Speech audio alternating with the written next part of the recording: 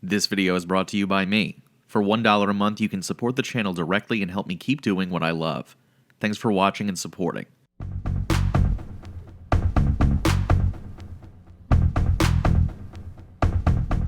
A 112 videos. Even more games have been covered on the channel. Wanted Dead broke the streak. I couldn't finish it. I didn't want to. Wanted Dead is a game of extremes. You play as a leader of a special units team in Hong Kong despite there being no Chinese people in the game whatsoever. It's extremely nostalgic of the PS2 era where you walk into EB Games and see the cover art for something you've never heard of and take it home only for it to become your favorite game ever.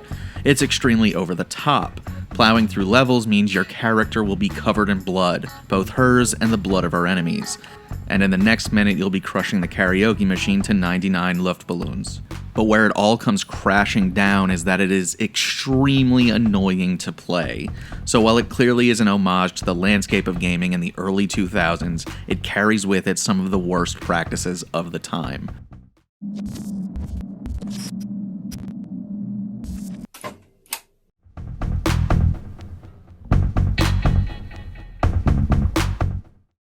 Wanted Dead came out to very polarizing reviews. Some people liked it and others hated it, which means it's perfect for the channel. I had to see for myself what this 2023 release had to offer. I was met with clashing ideas and styles that drew not only from video games, but all forms of media. The game opens on a compilation of broadcasts about the rise of synthetics, or another word for androids that look like humans. But many of the cutscenes after play out through Tarantino-esque dialoguing between the characters to mixed levels of success. It often feels like the story takes a back seat to the characters trying to emulate the opening scene of Reservoir Dogs. And lastly, the more emotional flashbacks take place within these voiceless and stylish anime scenes. The story, though, is very convoluted, short, and it doesn't feel like it was given enough time to breathe. You play as a former criminal turned police officer and head of the zombie unit, Lieutenant Stone. The team consists of 4 different criminals who traded jail time for freedom in exchange for going on dangerous missions. What, we some kind of Suicide Squad? Everyone hates them, and I am not exaggerating. Their methods involve leaving a trail of destruction and corpses in their wake, making them understandably a punching bag to the press and the higher-ups in the police force.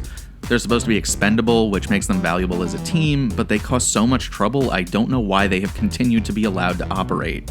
Besides Stone, there is Herzog, an aggressive guy who goes guns blazing and likes telling long joke stories before going into battle. So, check this out. Yeah. The guy wakes up. Massive hangover. So, massive hangover. He's about to throw up and shit. He notices that he's naked, like no jeans, no undies. He reaches for his dick, and he finds that he has 4 balls. okay. So, he immediately grabs his phone and dials his old man. Dad, I woke up the morning after, and suddenly I have 4 balls. His dad goes, "Get out of there, son, you're being fucked."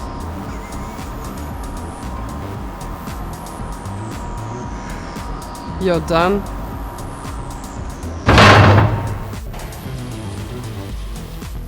There's Doc, the healer, who is constantly at odds with Herzog because he is more reserved and methodical in his actions. Lastly, there is Cortez, the peacemaker between Doc and Herzog, who speaks only through sign language. He is consistently trying to get between the two to stop them from beating the crap out of each other. Besides them, there is the captain of the Hong Kong PD, who, again, is constantly pissed off at the team, but continues to do nothing about it. And the gunsmith, an anime fanfic drawing come to life, who monologues about how all the skill in the world won't make up for an imperfect tool on the battlefield. Life is complicated. I kind of wish to rewind to the place where everything went wrong. With Loeb, With everything. detective, a serious long-term relationship requires commitment and patience. Trying to fix a relationship that you were not committed to in the first place is an ill exercise in self-deception and vulnerability. Done! What? She also has 12 cats that run freely through the police station, and no one seems to bring this up, ever.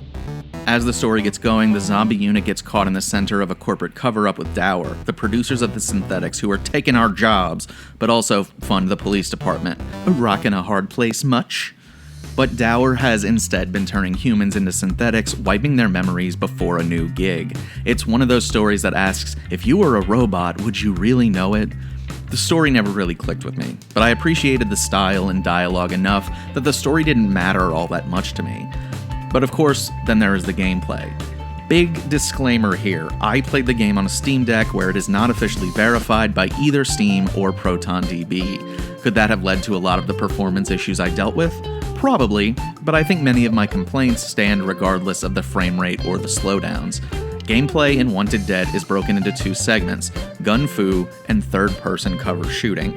The game really wants you to get up close and personal with your enemies. As you take damage, you have a pink bar in your health meter that measures the amount of health you can regain from melee fighting enemies. It won't last forever though, so if you don't want to waste a medkit, you need to risk more health by jumping back into the fray. Stone has a pistol and a katana, and you can combo enemies by swinging at them with the blade and staggering them with a pistol. The pistol is less of a ranged weapon and more of an extension of melee. It has unlimited ammo, and you can't aim down the sights on it, as helpful as that would be. Instead, you tap the Y button or the triangle button to lock onto the nearest enemy and shoot at them. The game starts you with 3 combos, which feels very limited. However, you earn skill points with every kill, which you can trade for skill tree upgrades. You can upgrade Stone stupidly fast with sliding swipes, jumping knee kicks, grenades, and more that you'd expect from a hack and slash game like this. You can also add skills to your team, which randomly activate to auto-kill an enemy. Your teammates can get headshots or put soldiers into a sleeper hold. By the time I got to the last level, I had unlocked 100% of the skill trees, which really fleshed out the combat system. I also can't tell you the last time I've ever completed a skill tree 100%. So that shows you how many skill points you are getting every single level. Stone also has her own kill moves. She slashes and dashes her attackers into halves and quarters, and then if you string enough melee attacks together, you can activate the adrenaline meter, which staggers up to 5 enemies at a time and allows her to kill off all of them in a chained fury of attacks. For a while, it's fun. It's a gameplay loop where you feel like you are unstoppable because you're flowing from one enemy to the other. It really starts to fall apart though when you reach the midpoint of the game, 3 levels in of the 5 in total. Enemies become absolute bullet sponges. They can stunlock you or one-hit kill you into a quick and unexpected death you can't avoid. But they can survive multiple magazines, grenades, parry attacks, and full magazines of ammo. Instead of forming a solid strategy or learning from your deaths, you kind of just have to hope for the best and pray the RNG gods drop a medkit when you kill an attacker. This might be a Steam Deck issue, but you also have to hope the game doesn't break and prevent you from interacting with the medkit to pick it up. It goes from fun to infuriating because the checkpoints feel totally arbitrarily placed and are inconsistent with how much ground you have to cover in between them. Not to mention, you can only refill grenades and stock up on ammo at the checkpoints. The cover shooting gameplay is far worse than the melee because you never get a good idea of the damage you're actually doing. You can customize the stats on your pistol and AR at checkpoints using different gear, but the tweaks rarely feel like they are doing any substantial changing. Why can't I mow down robots with my 150% upgraded armor-piercing, stopping power, and damage ratio? You can also pick up secondary weapons from enemies like shotguns, grenade launchers, SMGs, and light machine guns. But ammo is incredibly difficult to find. The only way to restock between checkpoints is to kill an enemy using the same weapon and hoping they actually drop the ammo because again, the RNG has to play in your favor for that to happen. So keeping your distance behind cover only works for a little while, until you inevitably run out of ammo and are forced to risk death and losing a bunch of progress because you have no choice but to get up close and personal with a 10-foot tall enemy with a chain gun. Even with all skills maxed out, I could not finish the last level. I simply cannot waste any more time on it. All enjoyment I derived from Wanted Dead has long passed, and the story didn't hook me in enough to feel compelled to see the end. It really is a shame because I enjoyed it enough for what it was early on, but then it devolved into a game that feels like it was designed to eat your quarters in an 80s arcade. It's clear that there was a lot of love that went into Wanted Dead. It captures the chaos of a very specific time in gaming, but it's disappointing that it gets in its own way and doesn't allow the best parts of it to shine. What did you like about Wanted Dead if you played it? Do you think after this you're emboldened to give it a try? Let me know in the comments. For more videos, subscribe and do the bell thing. If you want to support the channel directly, you can subscribe to my Patreon and pledge just $1 to help me keep the lights on. I'd like to thank my higher tier patrons, Andrews, Donahoe, and Elmore, Kaylee, Benjamin, BB Evan Bloxburg, H. Roger, Just Jessica, Kudo716, and Ted Z. Thanks, and I'll see you in the next one.